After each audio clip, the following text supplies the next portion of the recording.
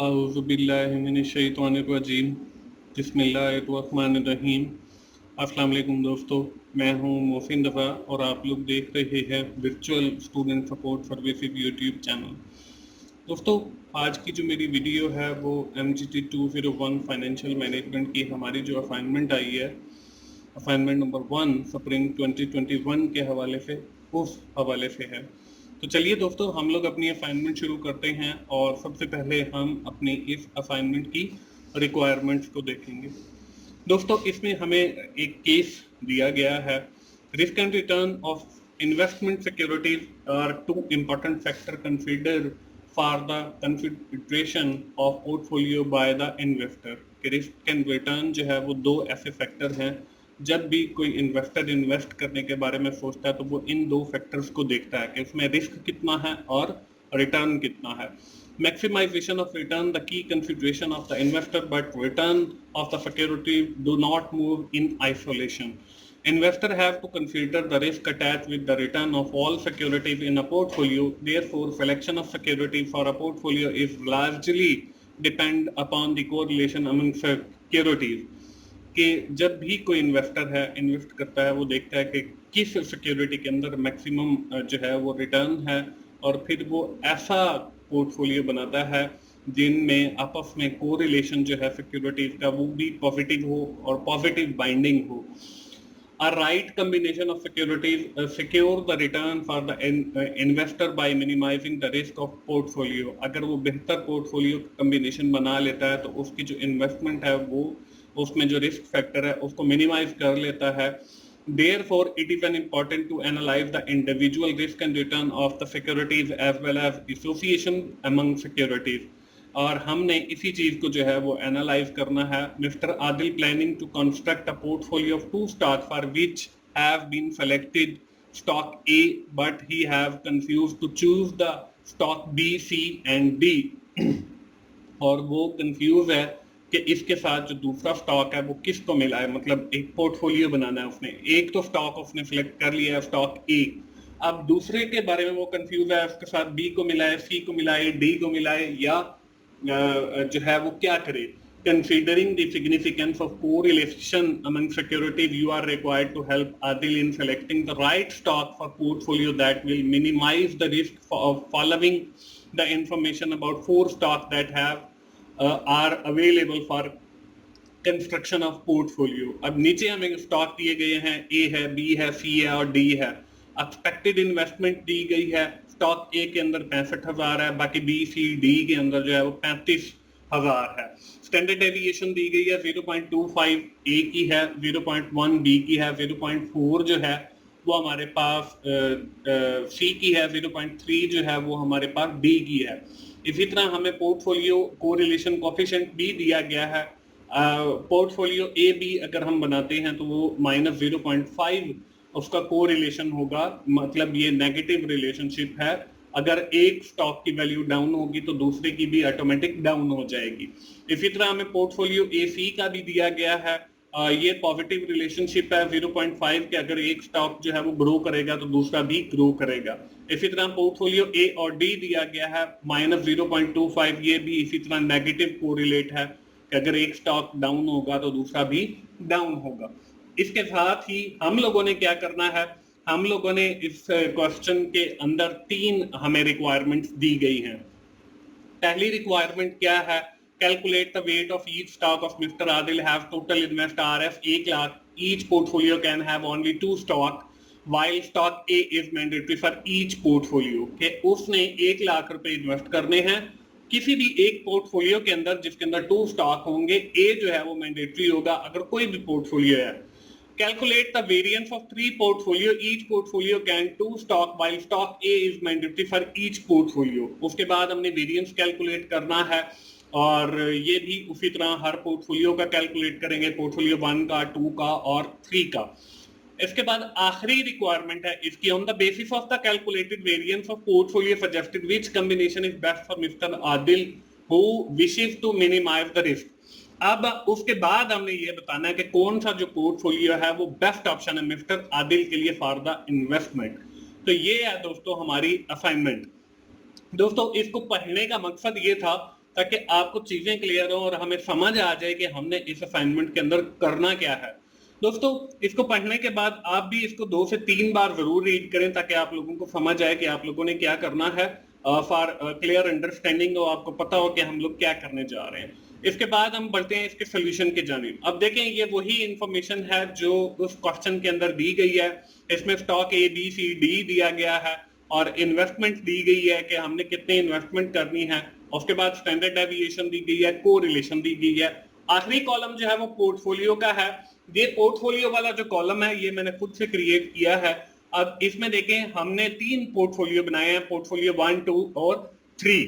अब पोर्टफोलियो 1 के अंदर देखें, उसने ये कहा था कि आप जो भी पोर्टफोलियो बनाए उसमें जो ए है स्टॉक वो मैंडेटरी होगा। तो पोर्टफोलियो 1 के अंदर देखें ए एंड बी है, पोर्टफोलियो 2 के अंदर देखें ए एंड सी है और पोर्टफोलियो 3 के अंदर जो है वो ए एंड डी है। तो हमने जो है इस तरीके से 3 पोर्टफोलियो बनाए हैं और इनके अंदर आप देख लें, ए जो स्टॉक है वो लाजमी आया है और बाकी जो है वो हमने बी सी और डी ये चेंज किए हैं। इस तरीके से मैंने जो है वो 3 पोर्टफोलियो बनाए हैं। अब हमारी जो अगली रिक्वायरमेंट थी इस क्वेश्चन की वो ये थी कि हमने हर पोर्टफोलियो का जो है वो वेट निकालना है। अब देखें, यहाँ पे आपको टेबल्स नजर आ रहे हैं पोर्टफोलियो 1 का जिसमें ए और बी है, इसके बाद पोर्टफोलियो 2 का जिसमें ए और सी है, इसके बाद पोर्टफोलियो 3 है ए और डी। अब इसमें पोर्टफोलियो 1 ही लिखा हुआ है लेकिन आपने इनको पोर्टफोलियो 2 और 3 खुद से कर लेना। तो दोस्तों, ये जितनी भी सारी कैलकुलेशंस मैं आपको दिखा रहा हूं, आपने अपनी इस असाइनमेंट के अंदर उस सारी कैलकुलेशंस को शो भी करना है ताकि आप पूरे के पूरे मार्क्स जो हैं वो गेट कर सकें। अब पोर्टफोलियो 1 को अगर हम देखते हैं तो यहाँ पे जो है हमें अमाउंट इन्वेस्टेड बताई गई है। ए के अंदर देखें 65,000 है, बी के अंदर जो है वो 35,000 है। इसी तरह अगर हम पोर्टफोलियो 2 को देखते हैं तो उसमें अमाउंट जो इन्वेस्टेड है वो 65,000 है और 35,000 है। इसी तरह पोर्टफोलियो 3 के अंदर जो है वही ए के अंदर 65,000 है और डी के अंदर जो है वो 35,000 है। अब हमने इनका वेट कैलकुलेट करना है। वेट कैलकुलेट करने के लिए हम लोग क्या करते हैं दोस्तों, हम सबसे पहले पोर्टफोलियो 1 का वेट कैलकुलेट करेंगे। वेट ए का देखें 65,000 इसकी टोटल वैल्यू है और टोटल जो इन्वेस्टमेंट है इन्वेस्टर की वो 1 लाख है। ये भी हमें क्वेश्चन के अंदर बताया गया है। तो 65,000 तकसीम 1 लाख तो हमारे पास 0.65 जो है इसका वेट आ गया। इसी तरह अगर हम बी स्टॉक का निकालते हैं तो 65,000 तकसीम 1 लाख तो 0.35 जो है ये इसका वेट आ गया और इस तरीके से हमारा पोर्टफोलियो 1 का जो वेट है वो 100% आ गया। इसके बाद हमारे पास दूसरा पोर्टफोलियो है। इसमें देखें जो वेट निकालने के लिए ए का तो वेट वही निकलेगा 65,000 तकसीम 1 लाख और 0.65 जो है इसका वेट आ गया। इसी तरह हम जो है वो अब सी स्टॉक का निकालेंगे तो सी स्टॉक के अंदर जो है वो 35,000 आना था, यहाँ पे 65,000 लिखा हुआ है, ये भी आप चेंज कर लीजिएगा। तो 35,000 और तकसीम 1 लाख तो ये हमारे पास 0.35 जो है इसका वेट आ जाएगा। इसी तरह हम पोर्टफोलियो 3 पे जाएंगे, उसमें भी वही है, वेट ए का निकालेंगे तो 65,000 तकसीम 1 लाख 0.65 आ गया और इसी तरह वेट डी का निकालेंगे तो वहां भी 65,000 लिखा हुआ है लेकिन 35,000 उसमें हमारी इन्वेस्टमेंट है तो उसको भी आपने 35,000 करना है और तकसीम जो है वो आपने 1 लाख करना है तो वो 0.35 आ जाएगा। तो ये इस तरीके से हमारी जो क्वेश्चन रिक्वायरमेंट नंबर 1 है वो कंप्लीट हो जाती है कि हमने जो है वो पोर्टफोलियो भी क्रिएट करने हैं और हम लोगों ने उनका वेट भी निकालना है। दोस्तों, आपको बताता चलूं कि मेरा एक और YouTube चैनल भी है जिसका नाम 24/7 टीचर्स ऑनलाइन है, बहुत सारे दोस्तों ने देखा भी होगा। उसके ऊपर मेरे अपने रिकॉर्डेड लेक्चर्स अवेलेबल हैं, वहां पर ये आपके फाइनेंशियल मैनेजमेंट के लेक्चर भी अवेलेबल हैं। आप उस चैनल को जरूर विजिट करें और उससे वहां पे जो लेक्चर्स अवेलेबल हैं उनसे फायदा उठाएं। इसके बाद हम लोगों ने दोस्तों जो करना था वो वेरिएंस कैलकुलेट करना था। अब वेरिएंस कैलकुलेट करने का जो फॉर्मूला है वो आपको स्क्रीन के ऊपर नजर आ रहा है। Weight of stock A raise to the power under 2 और उसके बाद हमारे पास स्टैंडर्ड डेविएशन ऑफ ए और उसकी रेज़ टू द पावर 2 और प्लस है हमारे पास weight of B under raise to the power 2 और स्टैंडर्ड डेविएशन बी की रेज़ टू द पावर 2। उसके बाद है वेट ए वेट बी और standard deviation A standard deviation B और आर जो है that represent the correlation of the stock और ये हमारे पास देखें पोर्टफोलियो ए और बी का है। तो हमारी जो सारी इंफॉर्मेशन है वो हमें दी गई है, वेट जो है हमने निकाले हैं, स्टैंडर्ड डेविएशन ऊपर वाले टेबल के अंदर आपको यहाँ पे नजर आ रहा है, और आर जो कोरिलेशन कोफिशिएंट है वो भी आप लोगों को नजर आ रहा है। तो यहाँ पे हम वैल्यू पुट करते हैं 0.65 raise to the power 2, 0.25 raise to the power 2 plus 0.35 raise to the power 2, 0.1 raise to the power 2 और प्लस हमारे पास 0.65 इंटू 0.35 इंटू 0.25 0.1 और इंटू माइनस 0.5, ये हमारे पास कोरिलेशन है ए और बी स्टॉक का। अब हम इसकी सबसे पहले तो रेव टू द पावर निकालेंगे, तो वो देखें 0.42 इंटू 0.06 प्लस 0.12 और 0.001 और उसके बाद प्लस 0.65 इंटू 0.35 0.25 और उसके बाद हमारे पास माइनस 0.5 आ गया। इसके बाद हमारे पास आगे देखें, हम इनको मल्टीप्लाई करते हैं, तो 0.42 को जब हमने मल्टीप्लाई किया 0.06 के साथ तो 0.20264 आ गया और प्लस 0.0012 आ गया और उसके बाद प्लस माइनस 0.0028 आ गया। जब हमने इन सारी वैल्यूज को ऐड किया तो हमारे पास जो आंसर है वो 0.0247 आ गया। ये हमारे पास देखें पोर्टफोलियो 1 का जो है आंसर आ गया। अब इसमें हमारे पास जो है जो वेरिएंस निकलता है उसमें हम ये देखते हैं कि जो सबसे कम वेरिएंस होता है, इसका मतलब ये है कि वो हमारा सबसे कम रिस्की स्टॉक है। तो आगे हम पोर्टफोलियो 2 का और पोर्टफोलियो 3 का भी वेरिएंस कैलकुलेट करते हैं और फिर हम डिसाइड करेंगे कि कौन सा जो पोर्टफोलियो है वो मिस्टर आदिल की इन्वेस्टमेंट के लिए बेस्ट है। तो अब हम चलते हैं पोर्टफोलियो 2 के ऊपर, तो इसका भी वही फॉर्मूला यूज करेंगे, weight of A raise to the power 2 और स्टैंडर्ड डेविएशन आ गई हमारे पास, ये भी हमारी ए की आनी है, यहाँ पे सी लिखा हुआ है, तो raise to the power 2 plus weight C आ गया और रेव टू द पावर 2 और स्टैंडर्ड डेविएशन सी आ गया रेव टू द पावर 2। अब wait A wait C standard deviation A standard deviation सी और आर जो है वो कोरिलेशन आ गया। इसमें भी हम वैल्यू पुट करेंगे, तो 0.65 raise to the power 2, 0.25 raise to the power 2 plus 0.35 raise to the power 2 into 0.4 और रेव टू द पावर 2। ये देखें 4 जो है वो हमारे पास सी का जो है स्टैंडर्ड डेविएशन आ गया। इसके बाद plus 0.65 plus multiply by 0.35 into 0.25 into 0.4 और लास्ट में हमारे पास कोरिलेशन जो है वो 0.5 आ गया सी का, क्योंकि अब हमारा जो पोर्टफोलियो है वो ए और सी का है। इसको आगे हम चलते हैं 0.42 0.006 और प्लस 0.12 और into 0.16 plus 0.65 into 0.35 into 0.25 into 0.4 और आखिर के अंदर हमारे पास वही 0.5 आ गया। आगे हम इसको कैलकुलेट करते हैं, मल्टीप्लाई करने के बाद 0.0264 और प्लस 0.0196 और प्लस 0.0113 आ गया। जब हमने इन सारी वैल्यूज को ऐड किया तो हमारे पास 0.0573 जो है वो आंसर आ गया। अब ये देखें, ये जो पोर्टफोलियो 2 का आंसर आया है वो पोर्टफोलियो 1 वाले आंसर से ज्यादा है। अब हम दोस्तों कैलकुलेट करते हैं पोर्टफोलियो 3।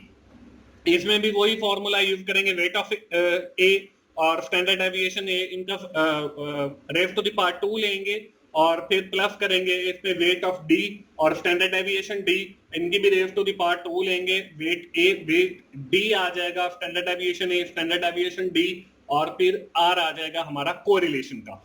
अब इसमें देखें हमारे पास वही वैल्यूज आ गई, 0.62 raise to the power 2, 0.25 raise to the power 2 और प्लस हमारे पास 0.35 raise to the power 2, 0.3 raise to the power 2 plus 0.65 plus multiply by 0.35 into 0.25 into 0.3 और इंटू माइनस 0.25, ये हमारे पास डी का जो है यानी कि तीसरा जो हमारा पोर्टफोलियो है उसका हमारा कोरिलेशन आ गया।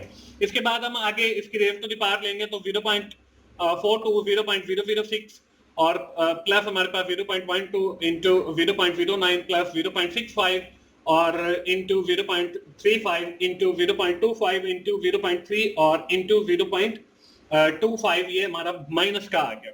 आगे जब हमने इसको फर्दर कैलकुलेट किया तो 0264 और प्लस 0.0110 आ गया और प्लस माइनस 0.0042 आ गया। जब हमने इन सारी वैल्यूज को ऐड किया तो हमारे पास जो आंसर है वो 0.0331 आ गया। इस तरीके से हमने तीनों जो पोर्टफोलियो हैं उनका वेरिएंस जो है वो कैलकुलेट कर लिया। दोस्तों हम लोग जो है एकेडमिक सर्विसेज भी देते हैं। जो लोग जॉब होल्डर हैं जिनके पास टाइम नहीं है और वो अपना LMS हैंडल करवाना चाहते हैं तो हम असाइनमेंट्स बनाकर भी देते हैं, JTBs भी करते हैं, क्विज भी करते हैं और उसके अगेंस्ट जो है हम चार्जेस लेते हैं। तो आप लोगों में से भी कोई अगर ये बनवाना चाहता है तो डिस्क्रिप्शन में मेरा व्हाट्सएप का नंबर दिया गया है, आप मेरे साथ कांटेक्ट कर सकते हैं। इंशाल्लाह ये सर्विसेज आप भी अवेल कर सकते हैं। तो दोस्तों हम वापस आते हैं अपनी असाइनमेंट के ऊपर। अब यहां तक जो है वो हमारी दूसरी जो रिक्वायरमेंट थी वेरिएंस को कैलकुलेट करने वाली वो भी पूरी हो जाती है। इसके बाद हमारी आखिरी जो रिक्वायरमेंट थी वो ये थी कि हमने ये बताना था कि मिस्टर आदिल के लिए कौन सा जो पोर्टफोलियो है वो बेस्ट है। इसमें हमारे पास जो पोर्टफोलियो 1 है उसका 0.00247 है और पोर्टफोलियो 2 का जो है वो 0.0573 है और पोर्टफोलियो 3 का जो है वो 0.0331 है। अब दोस्तों अगर हम फैसला करते हैं on the basis of the variance तो देन पोर्टफोलियो 1 जो है वो मिस्टर आदिल के लिए जो है वो बेस्ट है और यहाँ पे एंड पे मैंने लिख भी दिया portfolio 1 is the best choice because it have less risky. इसमें जो रिस्क फैक्टर है वो बहुत कम है क्योंकि इसका जो वेरिएंस है वो 0.0247 आया है।